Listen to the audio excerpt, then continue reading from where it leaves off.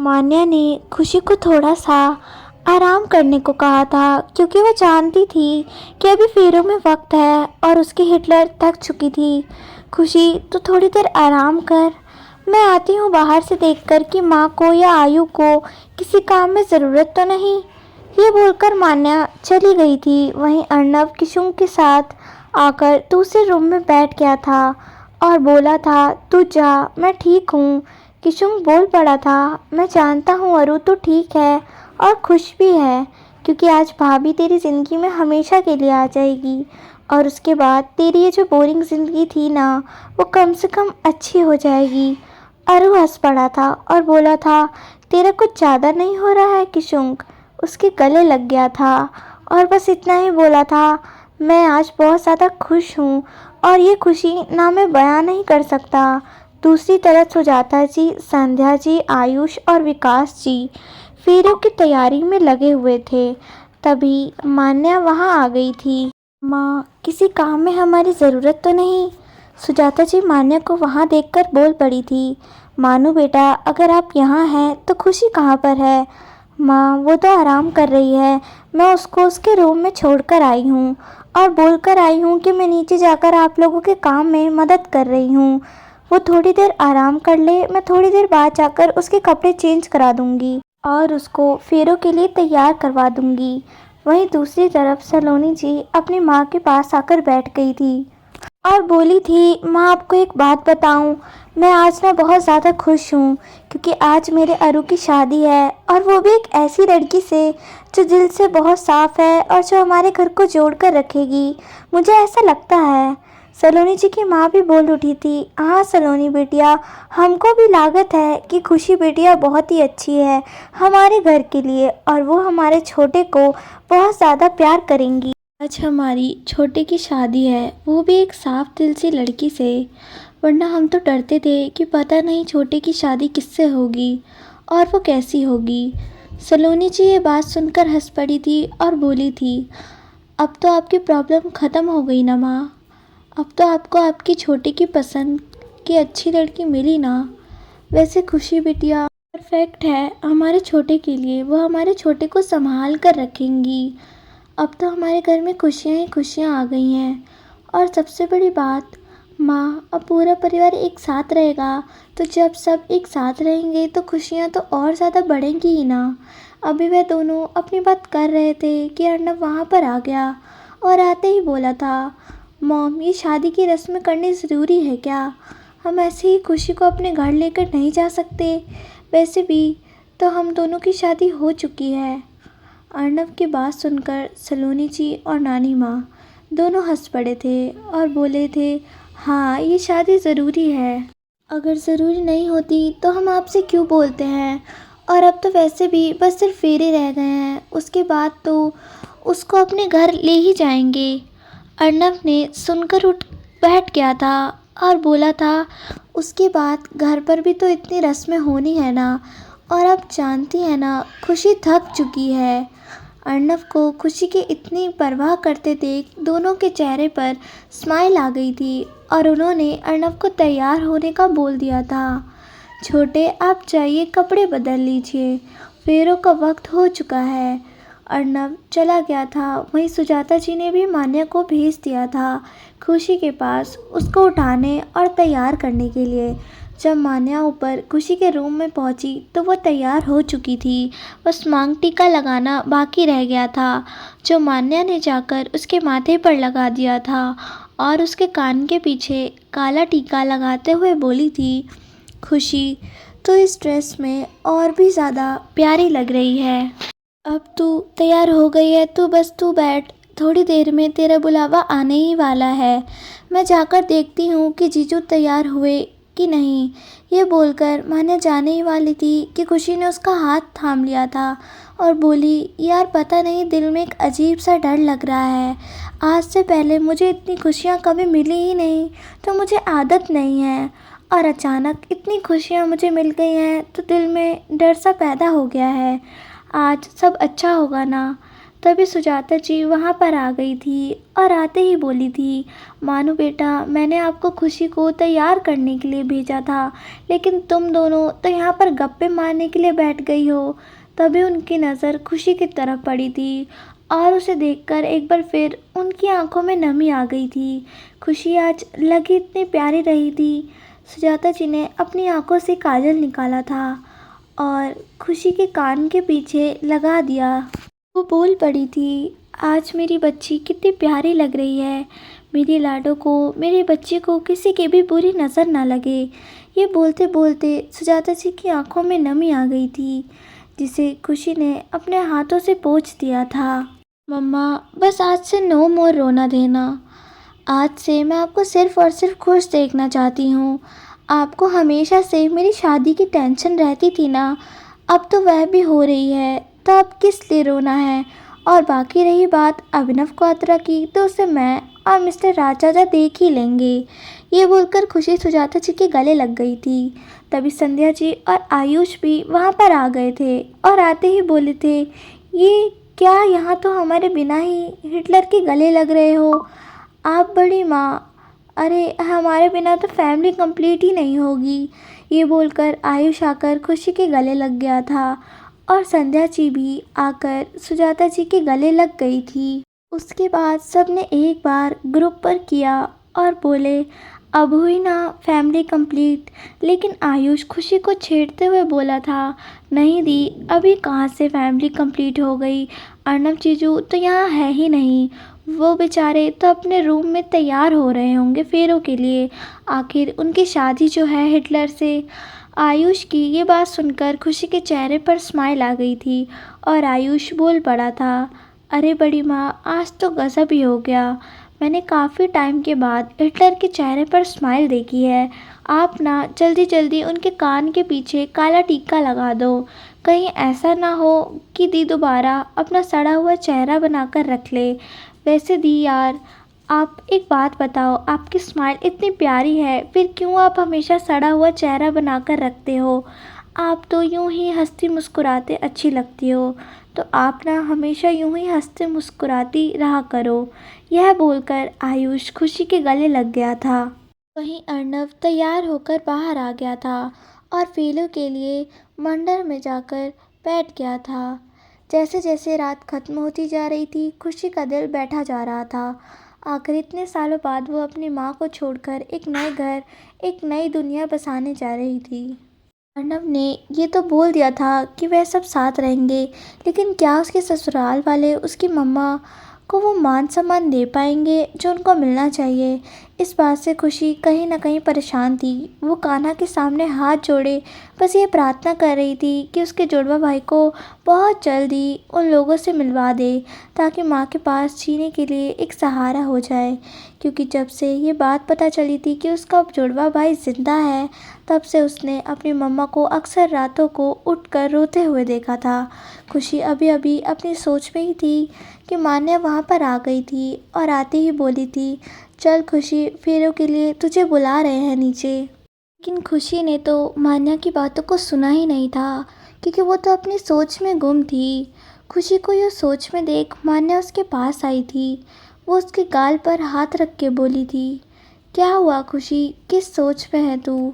खुशी मान्या के हाथ लगने से होश में आई थी और बोली थी, कुछ नहीं, बस मैं कान्हा से प्रार्थना कर रही थी कि वो जल्द से जल्द हमारे जुड़वा भाई को हमारे सामने ले आए, जिससे कि हम मम्मा के चेहरे पर खुशी देख सकें।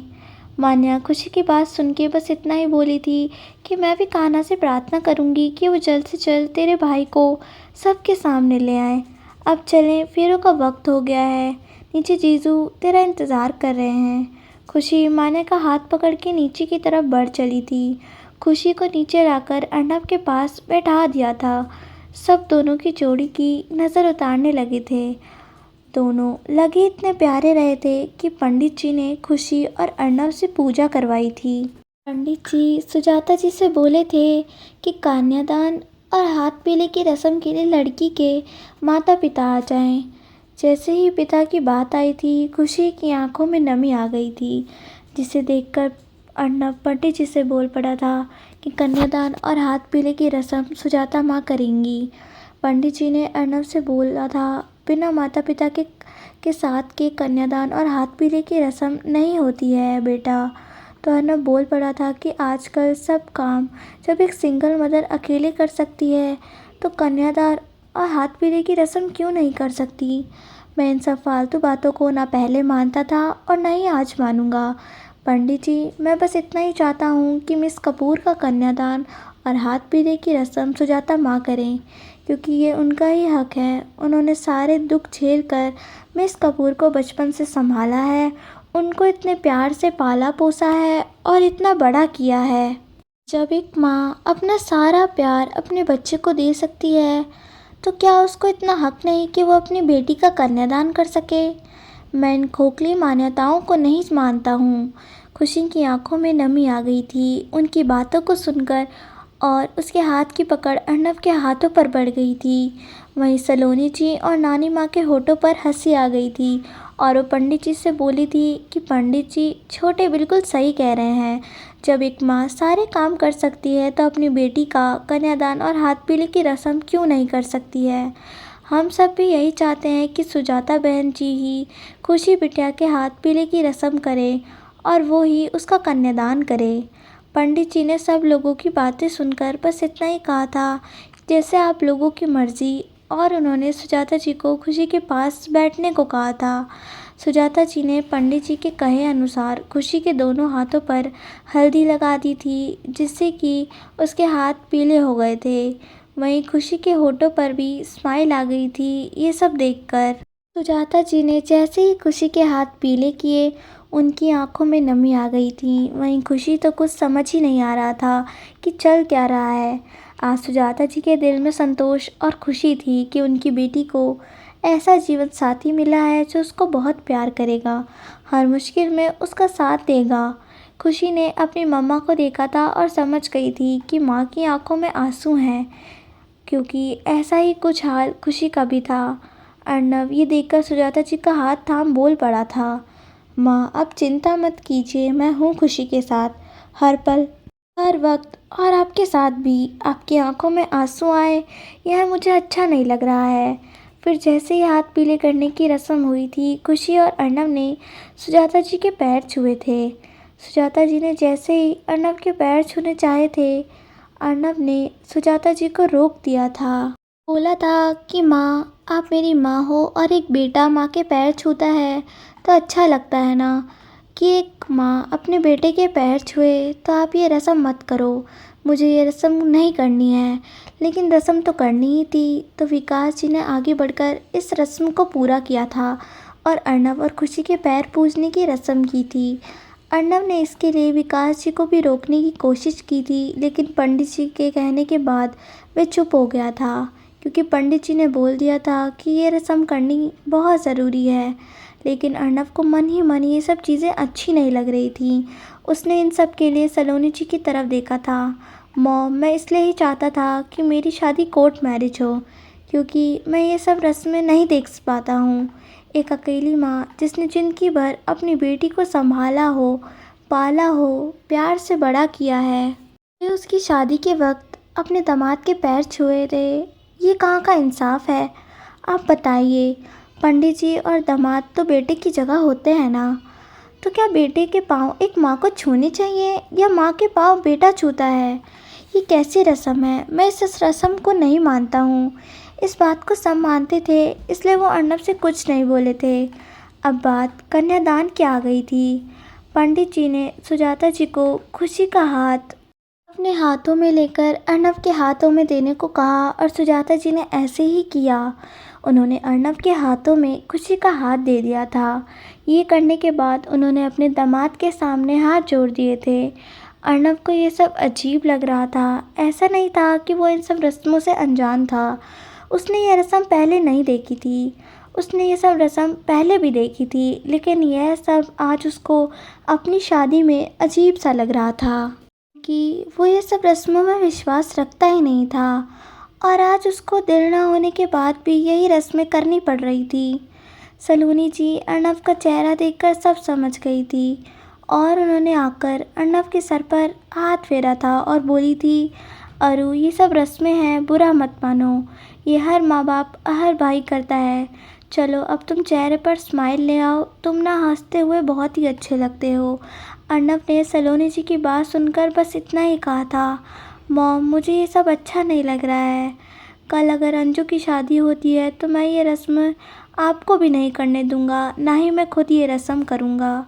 सुजाता जी के चेहरे पर खुशी और आंखों में आंसू दोनों ही थे। अर्नब जैसा दामाद हर माँ को मिले, वो कान्हा से यही गुजारिश कर रही थी। वहीं जैसे जैसे रस्में होती जा रही थी, उनकी बेटी उनसे दूर होती जा रही थी। कन्यादान और पैर पूजने की रस्म के बाद अब फेरों का नंबर आ चुका था। पंडित जी ने फेरों के समय कहीं जाने वाले शिव पार्वती की कथा सुनाई और अर्नब, खुशी और बाकी बैठे वहाँ सभी लोगों को फेरे क्यों लिए जाते हैं उसका अर्थ और उसकी महिमा के बारे में विस्तार से बताया था।